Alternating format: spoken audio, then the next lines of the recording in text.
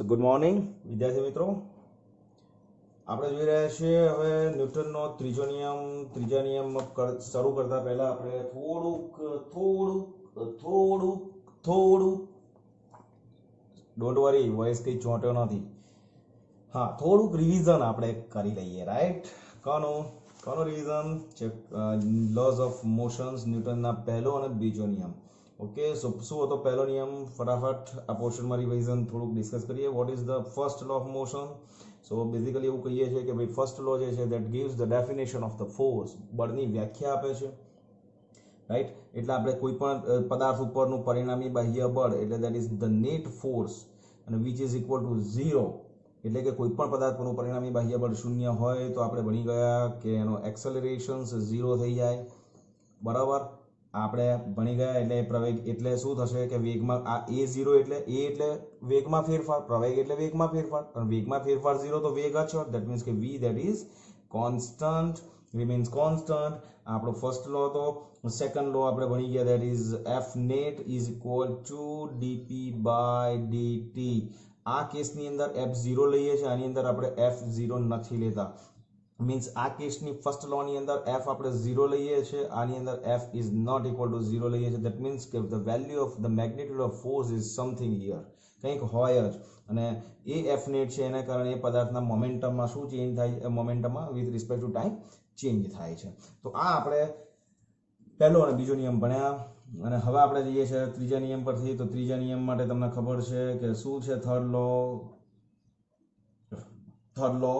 તો તમને ખબર છે કે 9મા ધોરણની અંદર પણ તમે ભણી ગયા છો, સ્ટેન્ડર્ડ 9th ની અંદર, કે actions and reactions are opposite and are in equal. એટલો મતલબ એ કે આઘાત અને પ્રત્યાઘાત સમાન મૂલ્યના અને પરસ્પર વિરુદ્ધ દિશામાં હોય છે. ઓકે, આટલું આપણે ભણી ગયા. આ જ સિમ્પલ આપણું થઈ ગયું. ન્યૂટનનો થર્ડ લોનું સ્ટેટમેન્ટ પણ થઈ ગયું. બરાબર ને? ન્યૂટનની ગતિનો જે ત્રીજો નિયમ છે એનું સ્ટેટમેન્ટ બી આ એનું સ્ટેટમેન્ટ જ આપે છે, આ બીજું કંઈ નથી આપતું. ક્લિયર થાય છે ને? કે દરેક ક્રિયાબળને હંમેશા દરેક એક્શનને એક રિએક્શન્સ હોય, અને એ રિએક્શન્સનું જે મેગ્નિટ્યુડ છે, જેનું જે મૂલ્ય છે, એ એક્શન્સના મૂલ્ય જેટલું જ હોય, પણ ડિરેક્શન એની કેવી હોય? ઓપોઝિટ હોય. Means to every action there is a equal and opposite reactions. આ વસ્તુ આપણે ભણી ગયા છે. હવે ત્રીજો નિયમ શરૂ કરતા પહેલા મિત્રો એક બેઝિક ક્વોન્ટિટી જે છે જેની તમારે જરૂર પડવાની છે, તો એની આપણે પહેલા ચર્ચા કરી લઈએ. અને આ સમજતા પહેલા એ ચર્ચા આપણે અહીંયા કરી લઈએ છીએ, અને that is impulse. What do you mean by impulse? ઇમ્પલ્સને ગુજરાતીમાં આપણે કહીએ છીએ આઘાત. હવે તમને એવું થાય કે આ આઘાત એટલે શું? તો હંમેશા એક વસ્તુ સમજો કે કોઈ પણ પદાર્થોની સપાટી ઉપર બળ લાગે તો આ બળ એની સાથે બળ જ્યારે કોઈ સપાટી પર લાગતું હોય ત્યારે એ એની સાથે કોઈક સમયગાળા પૂરતું સંપર્કમાં હોય. દાખલા તરીકે સમજો કે એમ દળનો બ્લોક છે. રાઈટ, હવે આ બ્લોક જે છે એના ઉપર હું આ ડિરેક્શનમાં હાથેથી ફોર્સ લગાવું છું. તો ફોર્સ લગાવું છું તો હું ફોર્સ આવી રીતે પણ લગાવું છું. તમે જોજો અહીંયા ધ્યાનથી, આ જે એમદાનો બ્લોક છે, એમદાના બ્લોકને હું શું કરું છું કે આ રીતે હું એને ફોર્સ લગાવું છું. ઓકે, અથવા તો હું એને ફોર્સ આવી રીતે પણ લગાવું છું. ધ્યાનથી આવી રીતે. તો આ કેસની અંદર જો આ ફર્સ્ટ કેસ છે, એમાં ફોર્સ તો લાગે છે પણ કોન્ટેક્ટ ટાઈમ છે આમાં કેવો છે? વધારે છે. સંપર્ક સમય વધારે છે. લાંબા સમય સુધી આની સાથે કોન્ટેક્ટમાં છે મારું ફોર્સ. અને આની અંદર ફોર્સ મોમેન્ટરી છે. ઓકે, તો આઘાત એટલે શું? કે કોઈ પણ પદાર્થ પર બળ લાગતું હોય અને એનો જે કોન્ટેક્ટ ટાઈમ હોય, એ કોન્ટેક્ટ ટાઈમ આપણે સપોઝ નાનો લઈએ, સપોઝ ડેલ્ટા ટી.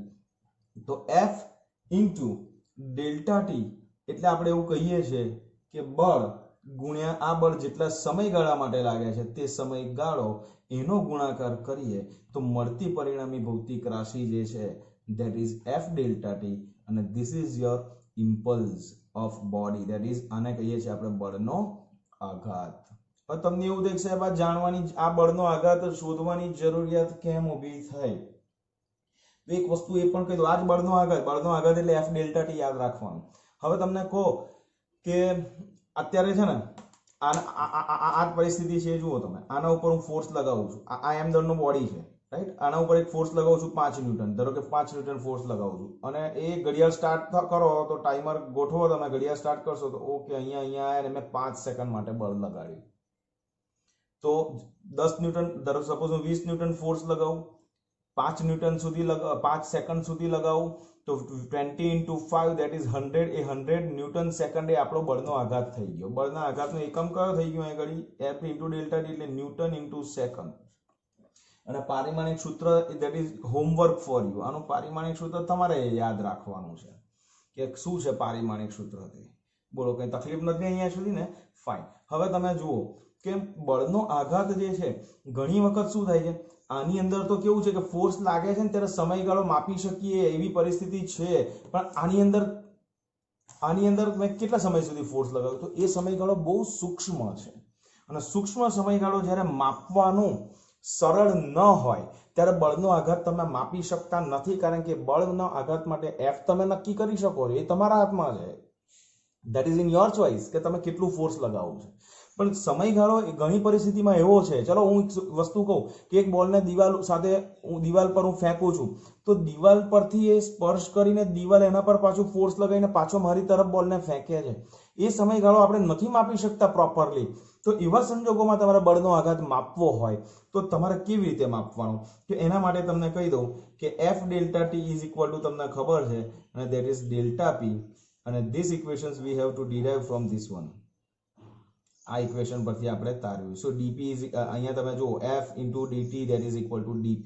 તો તમે જુઓ કે ડેલ્ટા p માપવો સહેલો છે. દાખલા તરીકે આ દિવાલ છે, અને અહીંયાથી હું એક બોલ આપું છું. હવે આનો પ્રારંભિક વેગ u મને ખબર છે, અને અહીંયાથી અથડાઈને અહીંયા પાછો આવે છે ત્યારે એનો અંતિમ વેગ કેટલો છે એ માપવું મારા માટે સરળ છે. પણ અહીંયા જે કોન્ટેક્ટ ટાઈમ છે, જે ડેલ્ટા ટી છે, એ હું માપી શકવા માટે સક્ષમ નથી, સમર્થ નથી. ધારો કે મારી પાસે એવી અવેલેબિલિટી નથી કે હું આ માપવી નથી શકતો, તો પણ મારે બળનો આઘાત જોઈતો હોય તો મારે કશું કરવાનું નહીં. બોલનું દળ એમ તો ફિક્સ જ છે, અને એનો અંતિમ વેગ v છે, પ્રારંભિક વેગ u છે, તો અંતિમ વેગમાન pf કેટલું થઈ જશે? that is mv, અને પ્રારંભિક વેગમાન થઈ જશે that is mu. તો વેગમાનમાં ફેરફાર કેટલો થઈ જશે? that is mv minus mu. તો મને વેગમાનમાં ફેરફાર જો મળી જાય તો મને બીજું કંઈ નથી મળતું, મને બળનો આઘાત જ મળે છે. તો આના ઉપરથી બળનો આઘાત આપણે આ રીતે શોધી શકીએ છીએ. અને યાદ રાખો કે આઘાત હોય તો પ્રત્યાઘાત હોય ને હોય જ. તો ન્યૂટનના ત્રીજા નિયમના જે બેઝિક લોઝ, બેઝિક કોન્સેપ્ટ જે છે એ આપણે સમજવા જઈ રહ્યા છે, તો સમજી લો, અને આવી રીતે તમે બળનો આઘાત શોધી શકો છો. તો બળનો આઘાત બે ઇક્વેશનથી શોધી શકાશે. You will find that with the help of F into delta T, that is also impulse, એ પણ આઘાત છે. અને F delta T ન આપ્યું હોય તો તમને U અને V આપ્યું હોય તો તમે mv minus mu પરથી તમે delta V પણ શોધી શકો છો, રાઈટ. તો F delta T પરથી બળનો આઘાત શોધાશે, અથવા તો વેગમાનમાં ફેરફાર પરથી શોધાશે. So there I will give you the homework.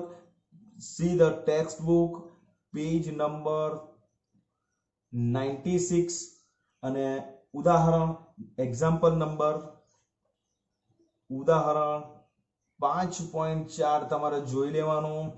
ના સમજ પડે તો તમારે મને કહેવાનું. આ 96 પેજ પર ઉદાહરણ 5.4 એટલું સમજાવે છે માત્ર કે જ્યારે તમારે આઘાત શોધવો હોય તો you will find the impulse with two equations, one that is F delta T, otherwise delta P. delta P માટે તમારે mv mu જોઈએ. ઓકે, તો આના ઉપરથી તમે this is your homework, please note down, અને આના પરથી આ એક્ઝામ્પલ્સ તમારે ગણવાનું છે. બોલો, કઈ તકલીફ છે અહીંયા સુધી? ફાઇન, નથી? Good, I like it. Okay, હવે ત્રીજો નિયમ જે છે મિત્રો, કે દરેક ક્રિયાબળને એક સમાન મૂલ્યનું પરસ્પર વિરુદ્ધ દિશામાં એક રિએક્શન, એક પ્રત્યાઘાત હોય છે. હવે એકચ્યુઅલી આઘાત અને પ્રત્યાઘાત, see routine, daily life, daily life that is વ્યવહારુ જીવનમાં સૌથી વધારે એપ્લિકેબલ જો કોઈ હોય તો that is the third law. બરાબર. હું તમને ખાલી જસ્ટ ઉદાહરણ સમજવા ખાલી આઈડિયા આપું છું કે હંમેશા આપણે જોયું છે કે તમે કોઈકને એક અપશબ્દ બોલશો તો સામે પેલો પણ એક શબ્દ બોલશે, તમે બે બોલશો તો બે બોલશે, તમે ત્રણ બોલશો તો ત્રણ બોલશે. તો તમે સામે જેટલું એક્શન્સ આપો છો રિએક્શન્સ એની જાતે એટલું જ આવે છે. બરાબર. તમને કોઈક મારશે તો તમે એને મારશો. ક્લિયર થાય છે ને? તો બેઝિકલી આ સમજવા માટે છે કે દરેક એક્શનનું એક રિએક્શન હોય. તો તમને એવું થાય કે કોરોના આવ્યું છે એક્શન છે કે રિએક્શન છે? સી તમે એને રિએક્શન પણ સમજી શકો છો, કારણ કે અત્યાર સુધી આપણે જે પરિસ્થિતિ ને પૃથ્વીને જે મધર નેચર આપણી મા પ્રકૃતિ છે એની જે આપણે પથારી ફેરવી છે, ઇન શોર્ટ એવું કહી શકીએ કે આપણે જે એને પોલ્યુટ કરી છે આપણા મનથી, વિચારોથી, શરીરથી, whatever the factor is behind that it doesn't matter, but એટલું સમજી લો કે એ મધર નેચરને આપણે જેટલું ડિસ્ટર્બ કર્યું છે ને એનું એક આ રિએક્શન્સ પણ હોઈ શકે. ઓકે, સમટાઈમ્સ તમે એવું કહી શકશો કે સર આને હું એક્શન કન્સિડર કરું, તો you can consider the it is action, કારણ કે એનું એક રિએક્શન ધેટ ઇઝ વેક્સિન આવી રહી છે, that is a reaction of that particular actions. તો મીન્સ એટલું ક્લિયર કરી લો કે આઘાત હોય ત્યાં પ્રત્યાઘાત હોય ને હોય. અને જે મૂળભૂત નિયમો હું તમને કહેવા જઈ રહ્યો છું એ ખાસ સમજજો. બરાબર છે? તો તમને વધારે ક્લેરિટી આવશે. દાખલા તરીકે આ જે એક બ્લોક છે m નો, અને એના કારણે આ જે બ્લોકની આ જે સરફેસ છે સરફેસ પર મૂક્યો છે અને ધેટ ઇઝ mg. મારા ફર્સ્ટ વિડીયો પછી somebody ask me, મને એનું નામ અત્યારે યાદ નથી આવી રહ્યું, પણ મને કોઈકે વોટ્સઅપ પર મેસેજ કર્યો હતો કે સર આ mg છે, તો તમને આપણે આગળના વિડીયોમાં તમે જોશો કે આની ઓપોઝિટ ડિરેક્શનમાં એક બીજું ફોર્સ જનરેટ થાય, ધેટ ઇઝ r. એને નામ આપ્યું છે. સમટાઈમ્સ આ r જે છે ને that is a reaction force that is generated due to the mg. એટલે આપણે એવું સમજીએ છીએ કે આ r એનું પ્રતિબળ છે, પ્રતિક્રિયા બળ એવું છે. હમણાં સમજો તમે ખાલી. તો એવું કહી શકે આ r જે છે ને એને સમટાઈમ્સ આપણે નોર્મલ ફોર્સ પણ કહીએ છીએ, નોર્મલ ટુ ધ સરફેસ, એટલે એને n તરીકે પણ એની સંજ્ઞા વાપરીએ છીએ. તો સમટાઈમ્સ કોઈ વિડીયોની અંદર તમને r વાપરું કે n વાપરું તો એ બંને તમારે સેમ જ સમજવાનું કે આની ઉપરની ડિરેક્શનમાં છે. ઓકે, હવે તમને ખબર છે કે આ બ્લોક જો સ્થિર હોય, આ બ્લોક સામાન્ય રીતે મેં આગળ ચર્ચા કરી છે કે આમાં શું થશે કે આ બ્લોક પર mg જેટલું ગુરુત્વાકર્ષણ બળ લાગે તો એ બળને કારણે નીચે તરફ ગતિ કરે, નીચે તરફ ગતિ કરશે. એની એક્સપેક્ટેડ મોશન છે, ગતિ કરવી જોઈએ પણ ગતિ કરતું નથી. મેં આ જ ઉદાહરણ આપી દઉં, same object that I have taken. તો આ જે છે એના પર એનું નીચે તરફ mg લાગે છે, તો આની ઓપોઝિટ ડિરેક્શનની અંદર શું થશે તો કે ઓપોઝિટ ડિરેક્શનની અંદર એક બીજું ફોર્સ જનરેટ થાય, that is generated by this surface. તો આ જે r જનરેટ થાય છે, તો સર આને આનું રિએક્શન કહી શકાય? આ જે ફોર્સ છે આ એક્શન તરીકે લઈએ તો આનું રિએક્શન લઈ શકાય એઝ પર ન્યૂટન્સ થર્ડ લો? તો એ જે છે એ તમારું, તો એ અત્યારે સસ્પેન્સ રાખું છું, એ તમે જ ડિસાઈડ કરજો કે આને આ r જે છે એને mg નું રિએક્શન કહી શકાય કે નહીં, એ તમે જ નક્કી કરજો. ખાલી મારા મુદ્દા સમજી રહ્યો જે હું તમારી સાથે ડિસ્કસ કરવા જઈ રહ્યો છું. એઝ પર ન્યૂટન્સ થર્ડ લો આપણે એક વસ્તુ હંમેશા યાદ રાખજો કે આઘાત અને પ્રત્યાઘાત હંમેશા જુદા જુદા પદાર્થ પર લાગે છે. Action and reactions acts on a different bodies, different system, different block. Okay, તો આ ડિફરન્ટ છે. આઘાત પ્રત્યાઘાત હંમેશા જુદા જુદા પદાર્થ પર લાગે છે. ઓકે, ચેક કરીએ છે. સપોઝ આનો આપણે ફ્રી બ્લોક ડાયાગ્રામ ડ્રો કરીએ. What is known as FBD એ એક એવો કોન્સેપ્ટ છે, ફ્રી બ્લોક ડાયાગ્રામ જેને કહીએ છીએ, ધેટ ઇઝ ફ્રી બ્લોક અને diagram. So FB and D shortcut એનું એ નામ છે ટૂંકમાં FBD, એક્રોનિમ્સ જેને કહીએ છીએ. તો એ FBD તમારે યાદ રાખો. FBD માટે હંમેશા આ બ્લોકને તમારે કન્સિડર કરવાનો પોઈન્ટ તરીકે, અને નીચે તરફ એના પર mg અને એના ઉપર તરફ નોર્મલ ફોર્સ લાગે છે. યાદ રાખો, આઘાત અને પ્રત્યાઘાત હંમેશા જુદા જુદા પદાર્થ પર લાગે છે. ધેટ મીન્સ કે અત્યારે n અને mg એક જ બ્લોક પર કન્સિડર કરીએ છીએ, તો આને ન્યૂટનની ગતિનો ત્રીજા નિયમ પ્રમાણે એને આપણે એક્સેપ્ટ કરી શકતા નથી. પણ બીજો મુદ્દો ધ્યાનથી તમે જુઓ કે ન્યૂટનના ત્રીજા નિયમથી તમે એવું પણ કહી શકો છો કે એક્શન અને રિએક્શન, એટલે કે આઘાત અને પ્રત્યાઘાત એ હંમેશા અને શું કહીએ છીએ અને એવું કહીએ કે action and reactions are of the same nature, એટલે આઘાત અને પ્રત્યાઘાત એ હંમેશા સમાન પ્રકારના જ હોય. ઉદાહરણ આપું છું, વેઇટ પ્રકારના જ હોય, ઉતાવળ ના કરો. આ બધું ભાઈ ઈચ્છા થાય આમાંથી નોટમાં આ બધા કોન્સેપ્ટ જે સમજાવું છું એ તમારી રીતે લખતા રહેજો, તમને બહુ કામ લાગશે નોટ્સ. સી હું શું કહું છું ખબર છે તમને? આ મુદ્દો શું કહેવા માંગે છે? એક્શન એન્ડ રિએક્શન્સ ની જે પેર છે that is the same in nature. Same in nature means યાદ રાખો કે ગ્રેવિટેશનલ ફોર્સ હોય એને ગ્રેવિટેશનલ ફોર્સ જ કમ્પેન્સેટ કરશે. મીન્સ આઘાત જો તમારું ગ્રેવિટેશનલ ફોર્સ હોય તો પ્રત્યાઘાત પણ તમારું ગ્રેવિટેશનલ ફોર્સ જ હોય. એટલું તમારે યાદ રાખવાનું, એટલું તમારે સમજવાનું છે. સમજ્યા? હવે હું તમને સમજાવું આ જ મુદ્દો કે આ જે બ્લોક છે એના ઉપર નીચે તરફ અર્થ mg જેટલું ફોર્સ લગાવે છે. તો સમજો આનો મતલબ શું છે કે પૃથ્વી જે છે ને એ આ બ્લોક ઉપર mg જેટલું ગુરુત્વાકર્ષણ બળ લગાવે છે. સાંભળજો, પૃથ્વી જે છે એ આ બ્લોક ઉપર mg જેટલું ગુરુત્વાકર્ષણ બળ નીચે તરફ લગાવે છે. તો આની એક્સપેક્ટેડ ગતિ નીચે તરફ જવી જોઈએ, પણ આ નીચે જતો નથી. એનો મતલબ એ કે આ જે બ્લોક છે એ આ પૃથ્વી ઉપર ઓપોઝિટ ડિરેક્શનમાં mg જેટલું જ બળ લગાવે. તો થઈ ગયું સેમ ટાઈપ. તો આ એક્શન રિએક્શન્સ છે. સમજ્યા? તો નો ડાઉટ r = mg લખી શકાય છે. એવી રીતે r = mg લખી શકાય છે, પણ એ સંતુલન પેદા કરે છે. સંતુલનમાં ઇક્વિલિબ્રિયમ સ્ટેટમાં રહેવા માટે r = mg લખીએ છે. So normal to the force, normal force જે છે ધેટ ઇઝ = mg લખી શકીએ, પણ એ એક્શન રિએક્શન્સના પોઈન્ટ ઓફ વ્યૂથી એને ના સમજી શકાય. કેમ? કારણ કે આપણને એવું કહે છે કે આઘાત ને પ્રત્યાઘાત સેમ નેચર ના હોય. એનો મતલબ એ કે આપણે આને કેવી રીતે સમજીશું ન્યૂટનના ત્રીજા નિયમની મદદથી કે આ બ્લોક પર પૃથ્વી mg જેટલું બળ લગાવે કે સેન્ટર તરફ. આ પૃથ્વી હોય અને આ પૃથ્વીનું સેન્ટર છે, તો એનો મતલબ કે ગુરુત્વાકર્ષણ બળ હંમેશા ક્યાં લાગે? પૃથ્વીના કેન્દ્ર તરફ લાગે છે. તો એનો મતલબ એ કે પૃથ્વી બ્લોકને નીચે mg જેટલા ફોર્સથી ખેંચે તો બ્લોક પૃથ્વીને એના તરફ mg જેટલા ફોર્સથી ખેંચે છે. સમજ્યા? અને એટલા માટે આ બંને ઓપોઝિટ અને ઇક્વલ. તો આ એક્શન રિએક્શન થયા. આ એક્શન રિએક્શન્સ ના કહેવાય, કારણ કે સેમ નેચરના નથી. હા, ઇક્વિલિબ્રિયમ કન્ડિશન્સના પોઈન્ટ ઓફ વ્યૂથી તમે જોશો તો r = mg લઈ શકાય. એટલે આને આપણે ચરિતાર્થ કરવાનો છે, ફલિતાર્થ આનો એ કાઢવાનો છે કે આ થઈ શકે. અને થર્ડ વન યાદ રાખજો, ધ બેસ્ટ અને દે ઓનલી આ સમજી ये समझ डाला तो लाइफ जिंगा लगा. I'm not talking, Amir Khan is talking in Tata Sky Z. So right, so યાદ રાખજો કે ફોર્સ જે છે ટેક્સ્ટ બુક ની અંદર બહુ સરસ સેન્ટેન્સ તમને લખીને આપ્યું છે કે ફોર્સ જે છે always exist in pair only.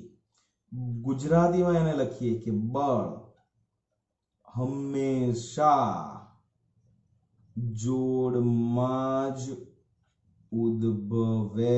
આમાં યાદ રાખજો, આજ સુધી એકલા બળનું અસ્તિત્વ કોઈ પણ કેસમાં ક્યારેય પણ કોઈને પણ મળ્યું નથી.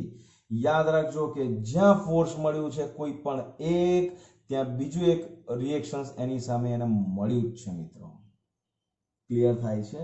તો આ વસ્તુ, આ 3 પોઈન્ટ જે તમારે હંમેશા થર્ડ નિયમની અંદર તમને ક્લેરિટી લાવવી હોય તો આ વસ્તુ ખાસ સમજવી પડશે.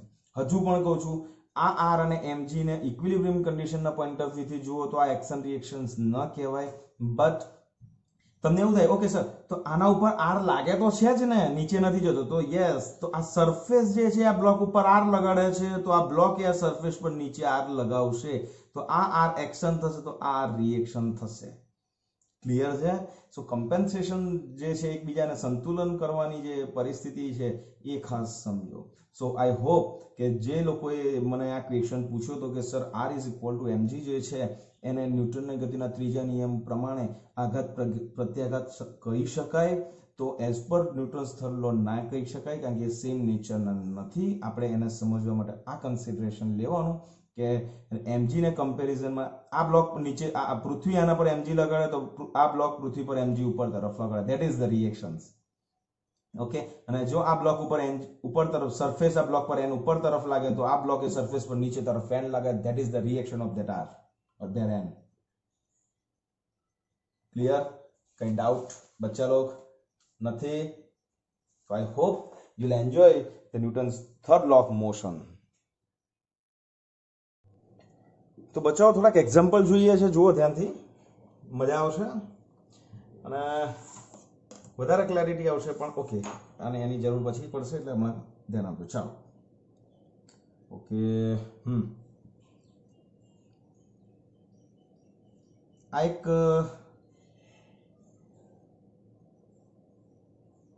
દિવાલ છે, દિવાલ ઉપર એક હુક હતી અને એ હુક જે છે એના પર આપણે એક સપોઝ દોરી બાંધીએ છીએ. ઓકે, એક દોરી છે. હવે એ પણ સમજજો કે આ જે દોરી છે એ દોરી અત્યારે ઢીલી છે અને અત્યારે દાખલા તરીકે તમે અહીંયા ઘડી આમ પકડી છે દોરીને, આ દોરીને પકડી છે.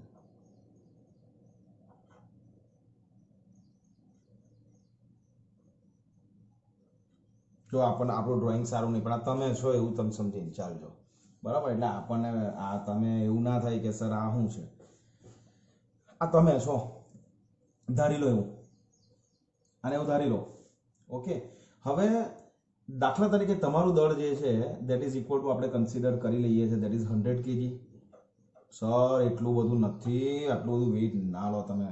અરે ભાઈ લો ને, તમને શું વાંધો છે? 1000 શું વાંધો છે? કંઈક 100 kg લેવા દો ને, તમને શું વાંધો છે? હા ચાલો. હવે આના પર 100 kg ફોર્સ લાગે, અરે 100 kg તમારું દળ છે. ઓકે, તો તમારું ગ્રેવિટેશનલ એક્સેલરેશન ગુરુત્વ પ્રવેગ તો કોન્સ્ટન્ટ છે, દેટ ઇઝ 10 મીટર પર સેકન્ડ સ્ક્વેર. આ ફિક્સ છે, એમને આપણે ચેન્જ નથી કરવાના. આપણે એક્ઝામની અંદર 10 આપે તો લેવાનું, ના આપે તો 9.8 લેવાનું. એ બધી રૂલ્સ રેગ્યુલેશન્સ બધું તમે ભણશો એટલે ખબર પડશે. ઓકે, હવે મને ખાલી એટલું કહો કે આ દોરી છે ને, જ્યારે તમે નથી પકડીને ત્યારે દોરી હવામાં ઝૂલતી હોય, સમજ્યા તમે? દોરી હવામાં ઝૂલતી હોય કેમ? દોરીમાં કોઈ તણાવ નથી, દોરી ખેંચાયેલી નથી. પણ જ્યારે તમે અહીંયા આમ પકડો છો ત્યારે શું થશે? તો કે તમારું દળને કારણે નીચે ગુરુત્વાકર્ષણ બળ mg ઉપર નીચે તરફ લાગે છે. ઓકે, હવે શું થશે? દોરી કડક થઈ, ધેટ મીન્સ કે દોરીની અંદર ઉપર તરફ તણાવ બળ પણ જનરેટ થયું. ઓકે, હવે સમજો કે તમે દાખલા તરીકે દોરડું પકડીને દોરડા પર વ્યક્તિ શબ્દ એટલા વાપરું છું કે આ વિડીયો બધા જોવાના છે એટલે વ્યક્તિ શબ્દ આવે. વ્યક્તિ એટલે કોણ? તમે જ. તો દોરડા પર વ્યક્તિ ધારો કે સ્થિર છે. ચાલો, આનો મતલબ શું કરી શકે? જ્યારે જો એ વ્યક્તિ દોરડા પર સ્થિર હોય તો દોરડું તૂટતું નથી. એનો મતલબ શું એટલું સમજો. જો દોરડું નથી તૂટતું તો એક કન્ડિશન ફોલો થાય. કઈ કન્ડિશન ફોલો થાય? કે દોરડા ઉપર જે દોરડાને તમે આમ ખેંચો છો નીચે તરફ, કેટલા ફોર્સથી? mg ફોર્સથી. તો દોરડું તમને ઉપર તરફ ખેંચે છે. મીન્સ જે ટી જે છે ને એ mg ને કમ્પેન્સેટ કરે છે. સમજ્યા? તો એક ફ્રી બ્લોક ડાયાગ્રામ જો તમે વિચારો તો એ ફ્રી બ્લોક ડાયાગ્રામ તમને આવો મળે કે નીચે તરફ mg છે અને ઉપર તરફ કયો બળ છે? That is T. હવે જો તમે સ્થિર હો એનો મતલબ શું? કે એકચ્યુઅલી આ તણાવ બળ ન હોત તો શું થાત ખબર છે? તમે mg જેટલા ફોર્સથી નીચે આવતા, પણ તમે નીચે નથી આવતા, સ્થિર છો. એનો મતલબ શું છે? કે જેટલું તમે mg લગાવો છો તો ઉપર કોક તમને mg લગાડી આપે છે અને that is the tension in the string, that is the તણાવ બળ આ જે દોરડાની અંદર પેદા થાય છે તે. ધેટ મીન્સ કે તમે સ્થિર હો તો એનો મતલબ એ કે ટી અને mg કેવા છે? સરખા. તો તમને કોઈ પૂછે કે આની અંદર ઉત્પન્ન થતું તણાવ બળ કેટલું, તો એ તણાવ બળ ધેટ ઇઝ 100 into 10 અને which is equal two 1000 newton. આની અંદર ઉત્પન્ન થતું તણાવ બળ થયું. બોલો, કઈ ડાઉટ? અહીંયા સુધી કોઈને કઈ ડાઉટ નથી? તો આ પરિસ્થિતિ છે. જો હવે તમને એવું થાય, જો તણાવ બળ વધી જાય તો શું થાય? જો mg કરતા તણાવ બળ વધી જાય તો શું થાય? તો તમે ઉપર જાઓ. જો તણાવ બળ કરતા mg વધી જાય તો શું થાય? તો કે તમે નીચે આવો અને કોઈક સંજોગોમાં એવું આવશે કે આ દોરી તૂટી પણ જશે. બરાબર? હવે સમજો કે 1000 ન્યૂટને જો દોરી તૂટતી નથી, ધેટ મીન્સ કે આ જે દોરડું છે, દોરડાનું વજન સહન કરવા દોરડાની વજન સહન કરવાની શક્તિ ધેટ ઇઝ બ્રેકિંગ કેપેસિટી એ શક્તિ 1000 ન્યૂટન છે એવું સમજો. હવે એમ એ કેટલું છે 100 છે. હવે હું 101 કિલોગ્રામ કરું દોરડું તૂટી જાય છે. ધેટ મીન્સ કે આની કેપેસિટી મેં તમને આપી દીધી છે કેટલી છે 1000 ન્યૂટન. આ એની સહન કરવાની ક્ષમતા છે. આનું અર્થઘટન આપણે આવું કરી શકીએ. બરાબર છે. હવે જો ફર્સ્ટ કેસ જોજો ધ્યાનથી કે જો પ્રશ્ન આવો પૂછાય તમને આની અંદર કે m બરાબર 100 કિલોગ્રામ દળનો પદાર્થ છે, g 10 મીટર પર સેકન્ડ છે અને જો વ્યક્તિ ઉપર તરફ 1 મીટર પ્રતિ સેકન્ડ સ્ક્વેરના પ્રવેગથી 1 મીટર પ્રતિ સેકન્ડ સ્ક્વેરના પ્રવેગથી ઉપર તરફ ગતિ કરે તો દોરીમાં ઉદ્ભવતું તણાવ બળ શોધો. ક્વેશ્ચન આખો ચેન્જ થાય છે અને આની સાથે હમણાં કોરિલેટ ના કરશો. આટલું ક્લિયર કરો. આનો ક્વેશ્ચન શું બનશે કે m બરાબર 100 કિલોગ્રામ દળનો એક પદાર્થ એક દોરડાને પકડીને ઊભો રહ્યો છે કે દોરડાને પકડીને સ્થિર અવસ્થામાં લટકી રહ્યો છે તો દોરીમાં ઉત્પન્ન થતું તણાવ બળ શોધો તો તમારા આન્સર આવશે 1000 newton. I repeat the questions. મેં લખ્યો નથી એટલા માટે ચલો લખી આપું એટલે આખી નોટ્સ જ તમારી પરફેક્ટ થઈ જાય. સપોઝ તમને એ કહી દઉં છું કે 100 કિલોગ્રામ દળનો વ્યક્તિ એક દોરડા પર સ્થિર રહી લટકે છે તો દોરડામાં ઉદ્ભવતું તણાવ બળ શોધો. તો આન્સર કેટલો આવશે? ધેટ ઇઝ આ પ્રોસેસ કરવાની 1000 ન્યૂટન. હવે તમને જો બીજો કિસ્સો એની અંદર કે જો વ્યક્તિ ઉપર તરફ એટલે વ્યક્તિ આ જ કન્સિડર કરવાનો છે કે જેનો દળ 100 કેજી છે ઉપર તરફ 1 મીટર પર સેકન્ડ સ્ક્વેરના પ્રવેગથી ઉપર તરફ ગતિ કરે તો દોરીમાં ઉત્પન્ન થતું તણાવ બળ શોધો. તો સૌથી પહેલા યાદ રાખો કે ફ્રી બ્લોક ડાયાગ્રામ દોરવાનું ભૂલાય નહીં કે FBD જે છે that is the best part of this chapter. A clear થઈ ગયું એટલે તમારું કામ પતી ગયું. એટલે FBD એટલે તમને મેં શું કહ્યું છે આગળ સૌથી પહેલા લેક્ચરમાં ખબર છે ને પોઈન્ટ માસ. તો આ જે તમે છો ને આ તમે પોઈન્ટ માસ છો. ઓકે. તમારા ઉપર નીચે કેટલું ફોર્સ છે ધેટ ઇઝ mg ફિક્સ કરી લો. દોરીમાં તણાવ બળ કેટલું છે that is t as it is કરી લો.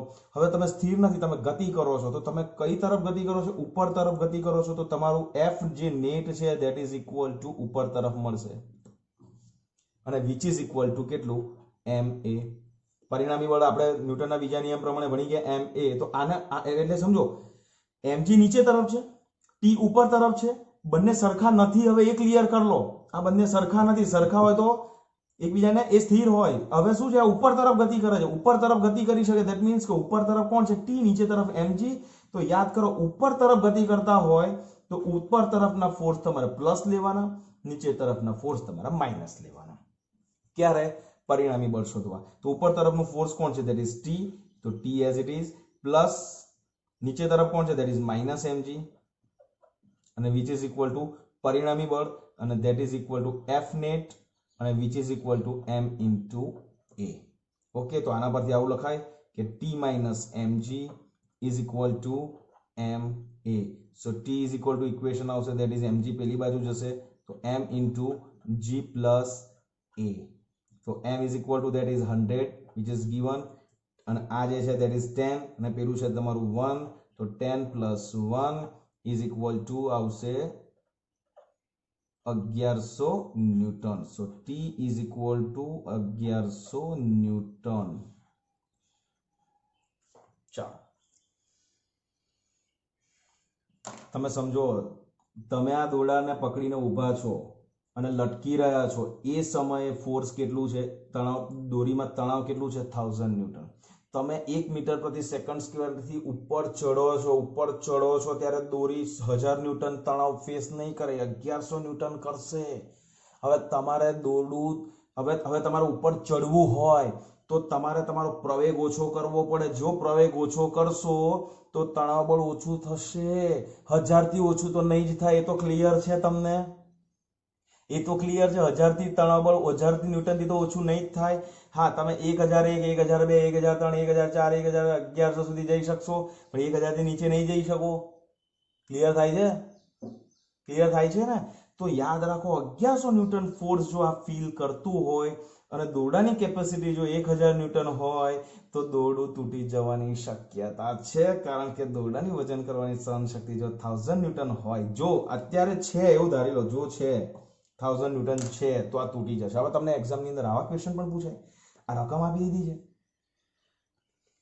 તમને આ રકમ આપી દીધી છે અને તમને એવું પૂછશે, પ્રશ્ન પૂછે કે 100 કિલોગ્રામ દળનો પદાર્થ ધરાવતો એક વ્યક્તિ દોરડા ઉપર 1 મીટર પર સેકન્ડ સ્ક્વેરના પ્રવેગથી ઉપર તરફ ગતિ કરે છે અને જો દોરડાની વજન સહન કરવાની ક્ષમતા 1000 ન્યૂટન હોય તો દોરીમાં ઉત્પન્ન થતું તણાવ બળ શોધો. અને બીજો પ્રશ્ન એવો પૂછશે કે શું એ સક્સેસફુલી સફળતાપૂર્વક દોરડા પર ચડી શકશે, કે એવું પૂછશે કે દોરડું તૂટી જશે કે નહીં. તો આપણે આન્સર આની અંદર આવશે કે દોરડું તૂટી જશે, કારણ કે એની કેપેસિટી 1000 ન્યૂટન છે અને આપણે એના પર પ્રવેગિત ગતિ કરીશું તો તણાવ બળ વધશે. તો તમારી પાસે એક જ ઓપ્શન છે, તમે અચળ પ્રવેગિત ગતિ ના કરો, તમે અચળ ઝડપે ગતિ કરો તો પ્રવેગ શૂન્ય થઈ જશે, તો 1000 ન્યૂટન જ રહેશે, કારણ કે એ 0 રહી જશે. એટલે તમારે છે ને આમ એકદમ ફટાફટ નહીં ચડો, આમ હોલે ધીરે ધીરે એક સરખી વેલોસિટીથી તમારે દોરડું પકડીને ચડવાનું. સમજ્યા? યાદ રાખજો, કોઈ દિવસ આવું દોરડા પર લટકવાનું થાય ને, આમ ચડવાની, તમે જ્યારે પેલું એ કરો ટ્રેકિંગમાં જાઓ અને આ દોરડા પર તમે ચડવાનું હોય ને, તો તમે માર્ક કરજો, પિક્ચરમાં જે છે ને દેટ ઇઝ VFX ઇફેક્ટ છે કે એ ફટાફટ ચડે છે, ખરેખર ના ચડાય. તમારે ધીરે ધીરે ક્લાઇમ્બિંગ, એટલે તમે જોજો કોઈ પણ ક્લાઇમ્બરના વિડીયો જોજો તો એ દોરડાને એકદમ ધીરે ધીરે પકડ્યું, સહેજ ઉપર ખસ્યો, બીજું હાથેથી, ત્રીજી હાથેથી. કેમ? જો એ એક્સેલરેશન વાળી મુગત પ્રવેગિત ગતિ કરશે તો દોરડું પરનું તણાવ બળ વધી જશે મિત્રો, અને તણાવ બળ વધી જશે તો સમજી લેજો કે દોરડું જે છે એ તૂટી જવાની સંભાવના છે.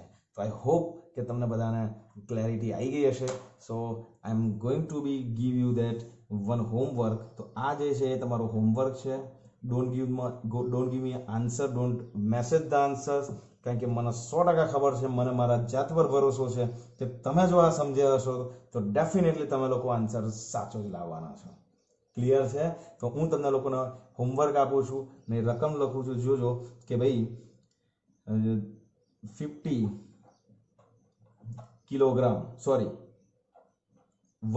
કિલોગ્રામ ધરાવતો જેઠાલાલ હશે. યાર તારક મહેતા તમે જુઓ યાર, 150 હશે જ. મને નહીં લાગતું કે એની 150 થી ઓછું હોય. મને છે જેઠાલાલ યાદ આવ્યું એટલે જ મેં એનું વજન વધારી દીધું, કે મને 150 લાગે છે, કારણ કે રોજત બબીતાને જોવે એટલે વજન એનું વધવાનું જ છે. ચલો, 150 kg ધરાવતો જેઠાલાલ એક દોરડા પર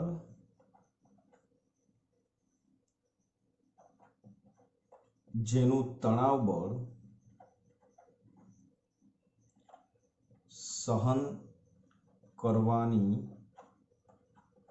ક્ષમતા 2000 ન્યૂટન છે, તો જેઠાલાલે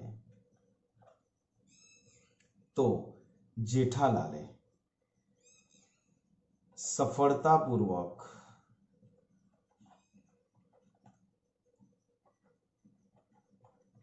પોપટલાલના ઘરમાં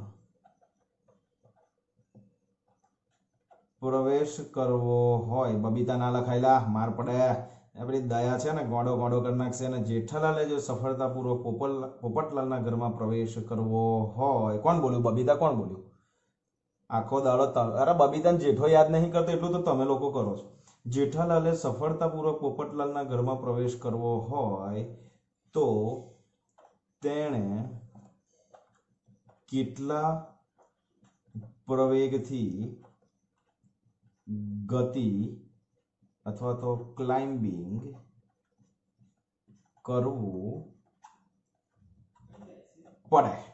ઓકે, સો ગ્રેવિટેશનલ ફોર્સ, ગ્રેવિટેશનલ એક્સેલરેશન છે that is you have to take g is equal to 10 meter per second square for Jethalal, not only Jethalal, we all for આપણા માટે બધા માટે કેવું છે g ની value 10 meter per second square. So I hope કે તમને મજા આવી હશે, कॉन्सेप्ट क्लैरिटी तमने आवती जशे. अभी देखो आगे आगे होता है क्या, you will definitely enjoy. Okay, so don't forget to share, subscribe and even also याद रखो please do comments if you like the videos. मैं तमने आगळ पण कह્યું છે, if you like the videos it is compulsory to comment. તમે તમારી કમેન્ટ કરો અને વિડીયોઝના વ્યૂઝ વધારો તો તમને મને પણ મજા આવશે, તમને પણ મજા આવશે અને હું ખુશ રહીશ તો તમને ખુશ રાખીશ. ઓકે, અને તમારી કમેન્ટ્સ, તમારા ફીડબેક મને 2 વિડીયો વધારે બનાવવા માટે ઉર્જા આપે છે. So I am waiting for your feedback. Okay, so stay safe, stay connected with your family, take care. જય શ્રી કૃષ્ણ.